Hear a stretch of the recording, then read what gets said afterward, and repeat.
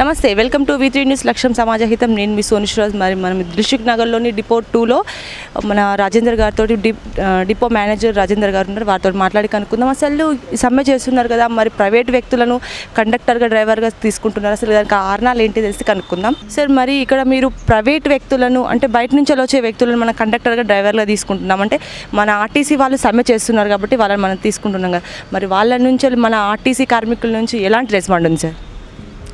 RTC కార్మికులు న్యాచురల్గా resistance ఉంటుంది. They are not coming to the depots. ఇది ఏంటంటే ప్రజలకు ఇబ్బంది కాకుండా తాత్కాలికంగా మనము ప్రయాణికులను ట్రాన్స్పోర్ట్ చేయడానికి మనం బస్సెస్ నడుపుతున్నాం. ఈ కార్యక్రమంలో ఆర్టీఏ డిపార్ట్మెంటు, రెవెన్యూ డిపార్ట్మెంటు వారు ఏం చేస్తుంటారు, రిక్రూట్మెంట్ చేస్తున్నారు. అంటే ఆర్టీఏ గారు ఏం చేస్తారంటే డ్రైవర్స్ను సెలెక్ట్ చేసి మాకు పంపడం జరుగుతుంది. మళ్ళీ మేము తిరిగి ఏం చేస్తామంటే డ్రైవర్స్ను చెక్ చేస్తున్నాం. డిపోలో కూడా బస్సులు కరెక్ట్ నడపగలుగుతాడా, ప్యాసింజర్ ట్రాన్స్పోర్ట్ నడుపుతాడా, అతన్ని అంటే ఆల్రెడీ అతని ఎక్స్పీరియన్స్ కనుక ఏదైనా ట్రావెల్స్ కనుక ఉంటే, చాలామంది హైయర్ బస్సెస్ నడిపిన డ్రైవర్లు వస్తున్నారు. వారికి ఇమీడియట్గా ఆల్రెడీ మా ఆర్టీసీ బస్సుల అవగాహన ఉంటుంది కాబట్టి అతనికి ప్రాముఖ్యత ఇవ్వబడుతుంది. ముఖ్యంగా మరి మా దగ్గర ఏం చేస్తున్నామంటే ఈ మధ్యలో యాక్సిడెంట్స్ అవుతున్నప్పుడు పోయేటప్పుడు కౌన్సిలింగ్ అనేది చేస్తాం. డ్రైవర్కి ఏ విధంగా ప్యాసింజర్ వెహికల్ ఎట్లా నడపాలి, యూటర్న్స్ దగ్గర ఎట్లా తీసుకోవాలి, ఓవర్టేక్ చేయొద్దు, మొత్తం స్లోగా పోయి ఒక గంట లేట్ వచ్చినా పర్వాలేదు అని చెప్పి చెబుతుంది. మరియు బ్రీత్ టెస్ట్ చేస్తాం అన్నట్టు. ప్రతి డ్రైవర్కు పోయే ముందు బ్రీత్ అనలైజర్ టెస్ట్ చేస్తాం. అట్లా కూడా మేము కొంతమంది డ్రైవర్స్ కొంచెం పాయింట్ ఉన్నా కానీ ఎలిమినేషన్ చేయడం జరుగుతుంది.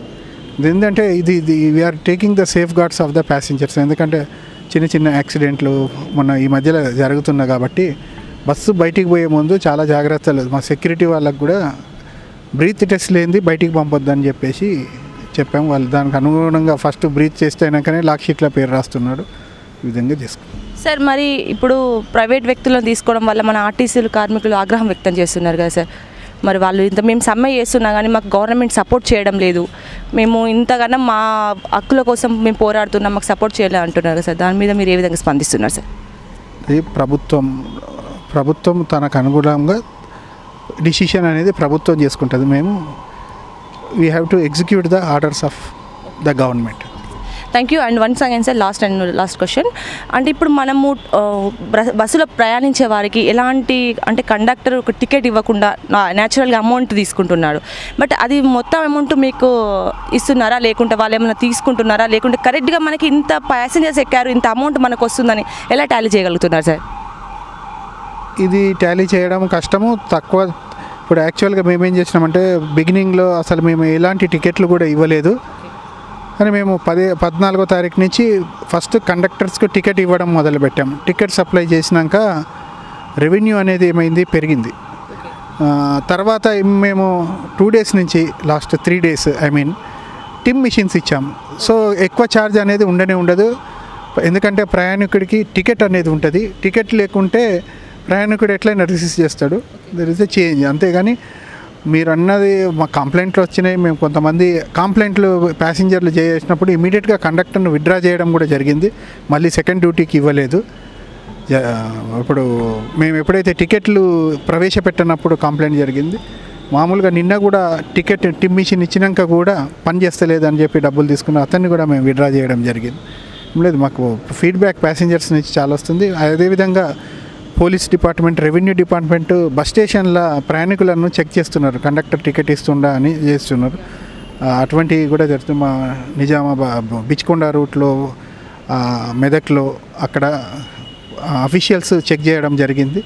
ఆ విధంగా అరెస్ట్ కొంచెం చేయడం కూడా జరిగింది. ఎఫ్ఐఆర్ కూడా అలాట్ చేస్తాను. మేము పోయేటప్పుడు కూడా చెప్తున్నాం, ఎవరన్నా ప్రయాణికుడు కనుక మీరు టికెట్ ఇవ్వలేదంటే తనిఖీ అధికారులు కనుక వచ్చి చెక్ చేసినప్పుడు మీ మీద క్రిమినల్ కేసు కూడా బుక్ చేస్తారని చెప్పేసి అందరికి చెప్పినాము. ఎగ్జాంపుల్ కూడా చూపెట్టినాము. అక్కడ నోటీస్ బోర్డు కూడా వేసినాం, ఎంతమంది కండక్టర్లను కేసు బుక్ చేసేయాలని. సో ఏంటంటే అతని భయానికన్నా టికెట్లు ఇస్తాడనే ఉద్దేశంతో చెప్పడం జరిగింది.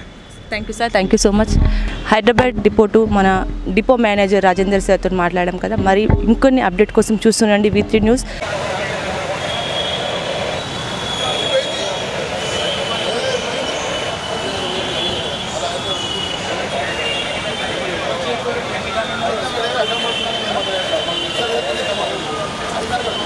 అడ్డం పడుతున్నా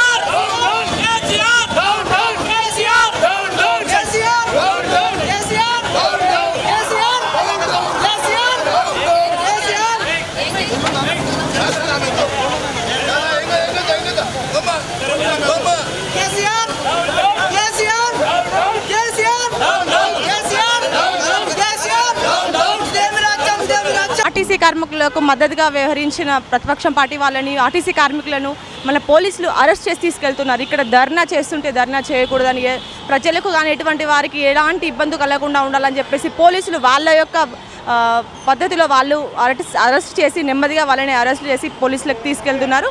మరి ఇక్కడ చూసినట్టయితే చాలామంది పోలీసులు ఉన్నారు, ఎంతోమంది పోలీసులు ఉన్నారు. ఇక్కడ అందరినీ అరెస్ట్ చేసి ఇక్కడ ఆర్టీసీ కార్మికులు ధర్నా చేయకుండా వాళ్ళని ఎలాంటి ఒత్తిడికి లోన్ చేయకుండా నార్మల్గా వాళ్ళని సంజాయించి చిన్నగా అరెస్ట్ చేసి తీసుకెళ్తున్నారు.